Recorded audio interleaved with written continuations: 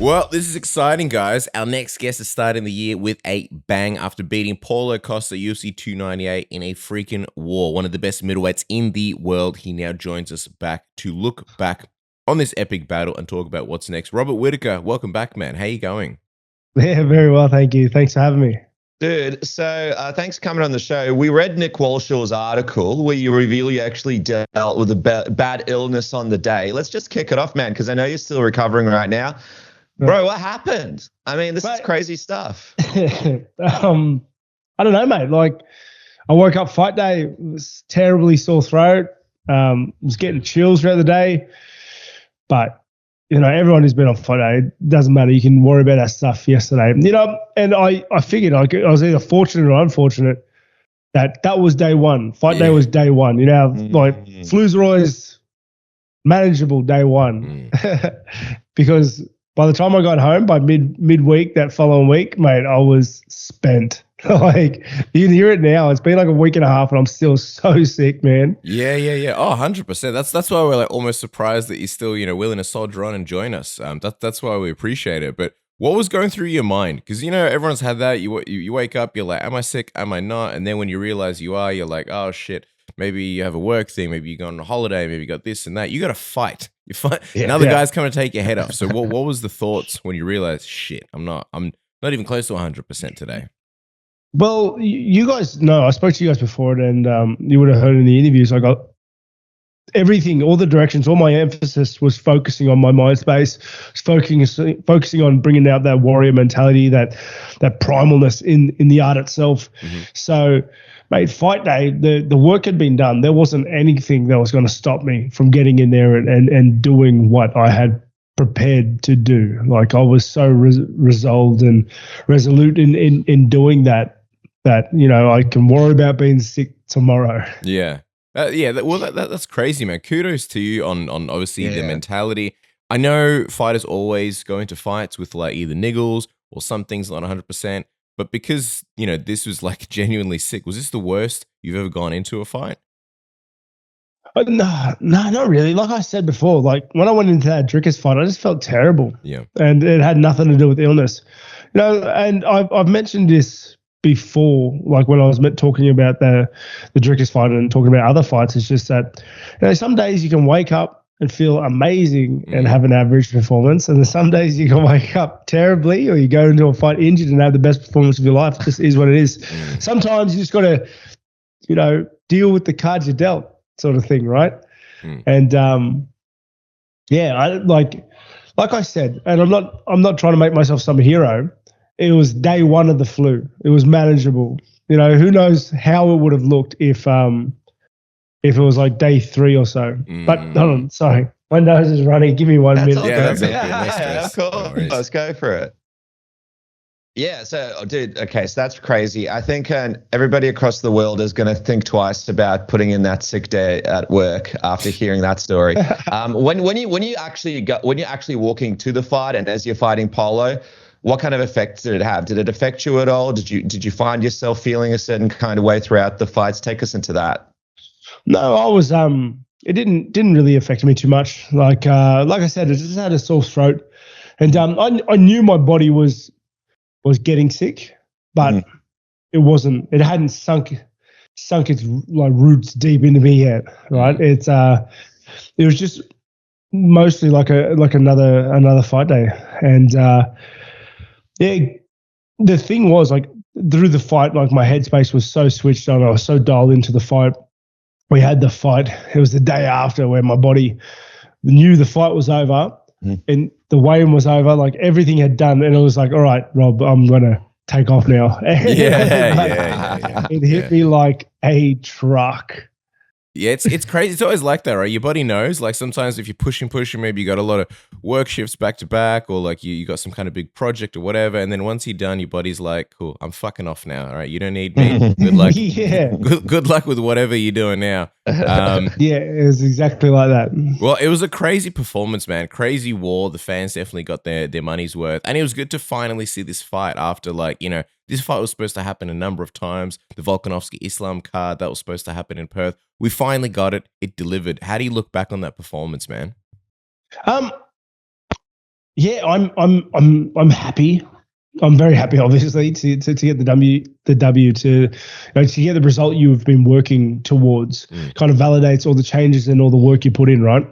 I think I can fight better than that. I think technically I can fight better than that. But I think that's as good as I could fight with the circumstances that day, right? So one of my biggest focus moving into this fight was just making sure I didn't feel the way I did for the Dricus fight against Costa, and it was changing and doubling down on the intensity and the focus and the drive every session, every minute of a session, every week of training for months leading into this fight. And I'm very happy with that result. Like I'm stoked with the way that went down, because my headspace and my focus and my resolve was unbreakable. It was unshakable, and that was good. Like I'm happy I took the grip back on the reins with that. You know, it was taking back control of something that is so fickle that I think a lot of people forget that it's something that can be controlled. So that was massive, and I take that as a massive win. Well, it's not really about the fight. It's about me as a fighter, and you know, my mentality moving forward. But I think technically I could fight better, but that was the best I could have fought at the time, perhaps. Yeah, 100%. And even like during the fight itself, like you needed to sort of take back that control, because obviously Costa was just trying to come forward and like almost like he's got almost like a bullying sort of style, right? And there was moments where like you were hitting him with so many good shots, and then he was just kind of like almost taunting, like, come on, let's go, let's bring. What was that like? And I almost thought back to like the Romero fights, where those fights were such wars. You spoke about like, you know, hitting him was like hitting like cement. What was that like in the middle of the fight, where, you know, you're throwing all these shots and Paul is just constantly coming forward at you?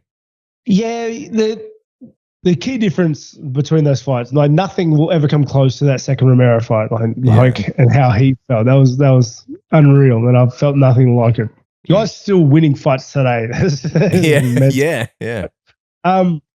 In regards to Costa, like I mentioned it, my road to victory and how I beat him. Like I mentioned that he's very much a bully fighter, and that if you let him dictate, you give him space, you give him room to move and to decide what to do, and he'll just bully you. He'll load up on his shots and he'll hurt you. And my road to victory was to take the fight to him. And that's exactly what I did. Whilst he was taunting and doing his facings, every time I hit him, he was going back. I was pushing into him most of the fight. And I knew like he was doing his facings now and then, or saying, nah, that didn't hurt. But mate, you're going backwards. Every time I was punching him, he was moving a meter backwards every single time. You can't say that. Like I knew and he knew, but it looks good. It looks good for everybody else. And everybody gets the fight they wanted. Like I wanted to bring like an entertaining fight. I wanted to bring a fight that, you know, it was a fight. Yeah, right? Yeah, like I don't know how to explain it more than it was a fight. Yeah. Well, it didn't feel like a chess match, so to speak. It didn't feel like, oh, everyone's kind of like a bit super respectful. It was like you guys went in there and you collided, and everybody loved watching it. Yeah. It was a bit of fun. I know you're feeling a little bit crap now, and you were feeling a little bit, starting to feel a bit crap going in there. You mentioned that, you know, this Costa leg kick, the spinning leg kick, you were a bit annoyed because people kind of only remembered that from the round, but they didn't really remember. Some people might have forgot some of the, you know, great shots that you landed and some of the great moments that you had in that round. At the same time though, man, like we can't take it away from you. It's pretty incredible. Like you fought through that kick, and the following round you came back out there like nothing basically happened. So, like, kudos to you, dude. Like, how long did it take you to recover after that kick landed? As you were sitting there? Yeah, there's a lot of different types of heavy shots you can take. And this was one where it was heavy, but I was there. You know, I was coherent through it. That's why by by the end of the round, but after the kick landed, I was throwing back because I was with it. But like, I'm not going to say it didn't do anything. It was a hard shot. It was his most significant shot. It was the only shot I'd put value to. You know, actually, it was that and the 2 head kicks he threw in the beginning. Whilst I caught him on the gloves, they were fast, man. And you know, kudos. Yeah. I'll give props when it's due. Like, we were preparing for the best version of Paulo Costa, the absolute best version of himself, and the bastard brought it, right? Like, he brought the best version of himself. I think that's the best version of Paulo Costa everybody's seen. Yeah. Much faster than he's been previously, much quicker, and his cardio was much better. So, you know, I'll give him that.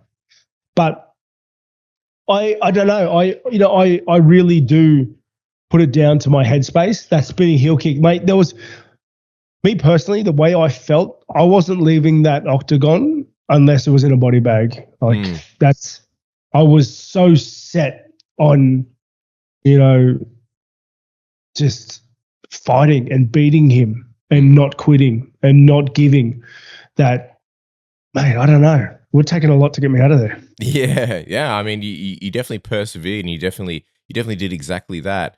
So then looking forward, all right, you get the win. We know you want Dricus next, but obviously it looks like he's going to fight Israel sort of later in the year. What do you think that means for you? What's sort of your path at the moment? It's hard to say. You know, Sean's up there as well. I think that's good direction. It's moved me towards that goal that I'm looking for. Moves me in the right direction. So I think they're the most logical choices. Moving forward, though, like the only thing I can kind of put down is the date I'm looking for. Mm-hmm. So I hear on the grapevine that there's a Perth card in August, perhaps. Yep. Potentially. I would love to get on that to run a show with that. Oh man, all the fans in Perth, super pumped to watch you fight. That will be amazing. By the way, there's that weird spot, right? Like when there's a title fight, there's that weird backup spot the fighters sometimes put their hand up for. Would you be interested in that at all? Like if Dricus fights Israel and they go, hey, Rob, do you want to be the backup for this one? Because it's one of those weird ones where like you kind of have to train to be ready for both guys. You don't really get paid that much. You have to cut the weight. So it's not really the best spot. But then if it does pay off, you end up in that title fight a little quicker. What would your thoughts be if you got it? If you got that offer? If I get paid, I'll do it. Like not chips, but if I get paid, I'll do it, man. It's prepping for fights is tough work, man. Yeah, 100%. I think they always pay the backup fighter, right? I think that's how. Remind me, have you been the backup fighter in the past? I forget. I haven't. No, I have not. New experience, but it's such a tough spot though. It's like, does it happen? Does it not happen? You got to go in. You got to train like you're fighting. I imagine it'd be a bit shit. Like, obviously, we want everyone to make weight and everything, but then like if they don't, you're just like, for fuck's sake, I just wasted the last however many months. And I reckon it would be hard to train at 100%, knowing that you probably won't definitely. It'd be hard to get your head switched on and dialed in for two guys as well. You don't know which guy's showing up. Can I pause one more time? Sorry, mate. Of course, dude. All good, man. Take your time. All good. All right. Well, that makes life a little bit easier because no better time than now. While Rob's obviously gone to blow his nose and stuff, makes it easier for us to kind of give you a couple of quick messages. Something that might also help you if you happen to be going cold turkey at the moment. There is a much better solution, much better way to break your bad habits. We're not talking about some weird mind voodoo from your freaky neighbor. We're talking about our sponsor, Fume, and they look at the problem in a much different way. Not everything in a bad habit is wrong, guys. So instead of the drastic, uncomfortable change, why not just remove the bad from your habit? Fume is an innovative, award-winning flavored air device that does exactly that. Instead of electronics, Fume is completely natural. Instead of vapor, Fume uses flavored air. And instead of harmful chemicals, Fume uses all natural, delicious flavors. So instead of the bad, Fume is good. It's a habit where you're free to enjoy and makes replacing your bad habit easy, and it fills the void in a natural, guilt-free way. And your Fume comes with an adjustable airflow dial and is designed with movable parts and magnets for fidgeting, giving your fingers a lot to do, which is helpful for de-stressing while breaking your bad habit. And listen, stopping, it's something we all put off because it's hard, but switching to Fume is easy, enjoyable, and even fun. Fume has served over 150,000 customers and has thousands of success stories, and there is absolutely no reason why that can't be you. Join Fume in accelerating humanity's breakup from destructive habits by picking up the Journey Pack today. Head to tryfume.com/Submission Radio or scan the QR code and use code Submission Radio to get 10% off when you get the Journey Pack. That is tryfum.com and use code Submission Radio to save an additional 10% off on your order today. Isn't that right, Dennis? That's right, man. It's unbelievable. And by the way, fellas, 2024 is here and your balls are in full swing. That's right. It means it's time for a New Year's resolution check-in with our friends at Manscaped. And it's never too late to level up your grooming game and keep your bush tamed. Manscaped's new Lawnmower 5.0 Ultra is every man's cheat code to look good, feel good, and turn the page on confidence this year. I know me and Cass hit it hard when we've got a fight week. The balls are smooth because the questions come easier that way. And you guys can jump on right now. Get 20% off and free shipping today at Manscaped with a code word submission. And what about this beauty right here, the Manscaped Performance Package 5.0? You get everything you need in this grooming kit. You get a trusted lawnmower, Manscaped ear and nose hair trimmer, which is absolutely essential, the Crop Soother Ball Aftershave Lotion, Crop Preserve Anti-Chafing Ball Deodorant, and what about a couple of free gifts, the Boxers 2.0, some of the most comfortable underwear you'll ever wear, and the Shed 2.0 toiletry bag. Me and Cass still use our OG ones. They're so handy. Perfect for any trip that you go on. Go to Manscaped right now. Use the code word submission, 20% off and free shipping today. The new year is still getting into the starting gears, and you got to get those balls into the starting gears as well, thanks to Manscaped.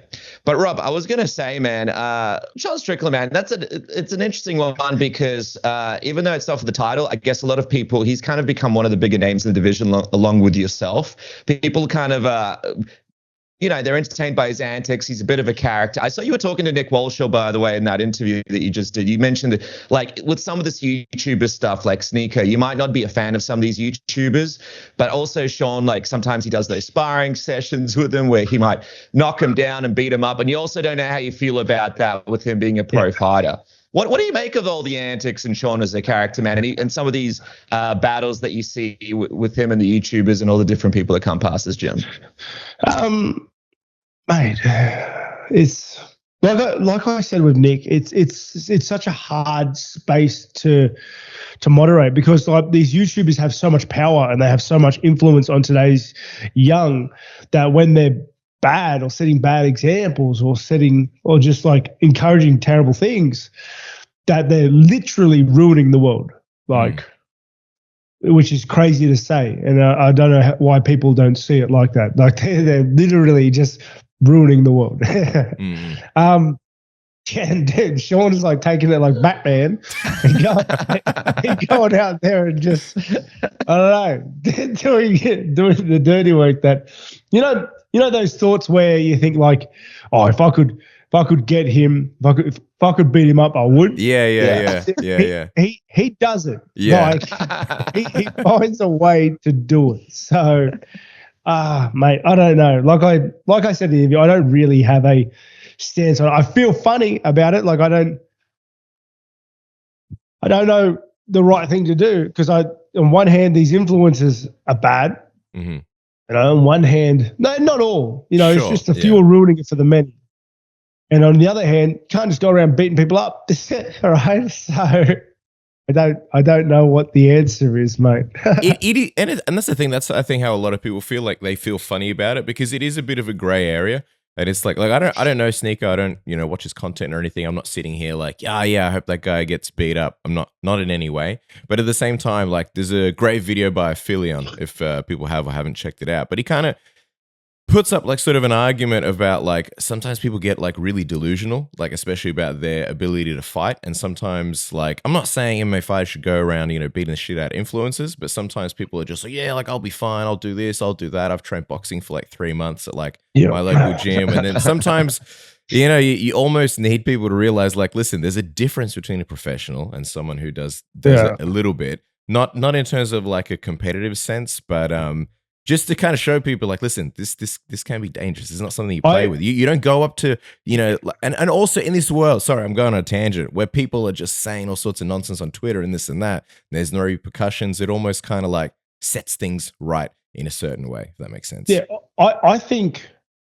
personally, as a male, I think all men need to be metaphorically dropped on their head at some point. Sure. Right? It's just in us And that's the problem. Like the story of Icarus, and that's kind of how we are. It's just we just fly closer and closer to the sun to get burnt. Yeah. And I feel like back in the day, that would happen. You get pulled up real quick, real quick. On like if you were acting a fool, or if you were stepping out of line, or if you were going too far in one angle that you shouldn't be. Yeah. And society had that. And it was acceptable to a degree where you were like, dude's an idiot. And we had to fix that, right? Yeah. But definitely, and I mentioned it in the other interview, it's definitely with today's like YouTube and platforms and TikTok and yada, yada, yada. It's not policed, so it's not moderated very heavily. And because it's relatively new in our civilization, so I don't really understand how you fix it. But definitely, to back up what you're saying, like dudes need to get beat up sometimes, like to wake up themselves. These guys think they're, the jam because they have a lot of followers online, and like they have a lot of guys that are just kissing their ass and things like that. But you understand that when you're not behind a screen, there's a harsh real world out there, and like don't go poking the bear. Yeah, yeah. Well, that's why I like that Sean sort of doesn't give people special treatment in that sense. It's like, just because you're a big name or you have a big following, I'm not gonna go easy on you. Like, this is what happens. This is real. You need to kind of have like a bit of a taste of it. And it's like, people are like, Sneako did well because he didn't get dropped. And fair, like, respect to him for that. Good for him. He took it well. But at the same time, it's kind of like, would you stand in front of a train for views? You know what I mean? Like, and people might say like, like you're scared. It's like, I'm not scared. I just would. It's a stupid fucking idea. You know what I mean? I wouldn't spar you, Rob, because I know exactly what would happen. I don't need that shown to me. You know what I mean? So it's like, but if you're like, I'm happy to do that because it's going to get me views, then it's like, is it brave or is it just like, you know what I mean? And this is coming from someone who loves Jackass. I loved Jackass back in the day, but there's a bit of a line. Yeah. Well, and to the Jackass people's credit, they're doing it to themselves, right? Yeah. Yeah. I'll tell you what, man. It's kind of crazy because, and the other point is, if anyone, like if I was like a Robert Whittaker and someone's like, hey, I want to spar with you, and I'm gonna film it, like you're gonna like be like, dude, like I got a certain image to protect as well. I'm not gonna just let you stand here and punch me in the face for your viewers. You know what I mean? So it's complete silliness. But I also think all the males out there should go join an MMA class or some kind of class that puts them through adversity, like you said, get dropped in your head as frequently as possible, because you need to stay in tune with reality. Back to Sean Strickland though. Dude, that's a great matchup, you and Sean Strickland. In Perth, as we wrap up, I know you're feeling a little under the weather, so we'll let you go after this one. How do you see it playing out? And also, is this a fight that you'd like to see it go 5 rounds, like sort of like this co-main event, main event 5-round situation? Or are you happy just to let it ride on the 3-rounder for this one? Well, 5 rounds comes with a lot more work, right? Yeah. I just realized, as I said, it's not like I don't want to do it. It's just like it's a lot more work. But in saying that, 5 rounds also means that I'm most likely headlining it, and I'd love that. I love that idea too, because I think I owe Perth a fight. I owe Australia a fight, so to be able to do that would be the bee's knees, if you would, Yeah. Fighting Sean, he said it himself. All I do is blitz, so I'm going to blitz him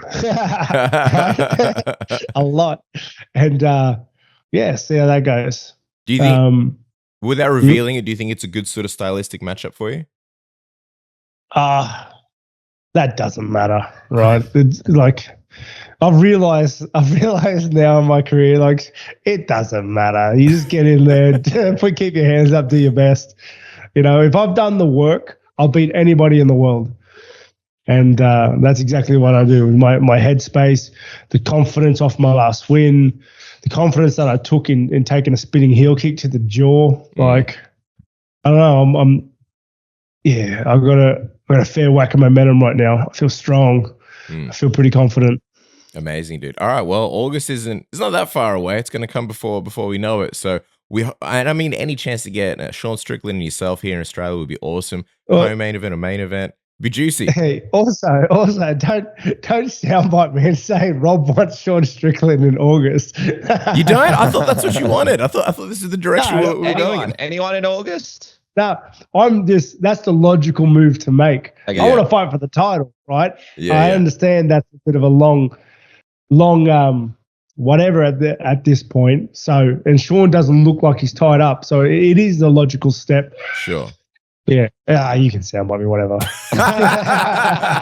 All right. But okay. So ideally title fight, but if the title isn't, readily available straight away, maybe Sean Strickland purely just because it makes sense. Yeah. Sean likes Australia anyway. Yeah. And I feel like Perth is his crowd, you know what I mean? Yeah. Oh, yes. We were there this past weekend. Yes, Perth is definitely Sean's crowd. 100%. Guys, make sure to follow Rob. Keep up with all the latest news and the cheeky updates at Robert Whittaker MMA. Rob, thanks so much for chatting us, especially relatively early in the morning, man. Always appreciate you.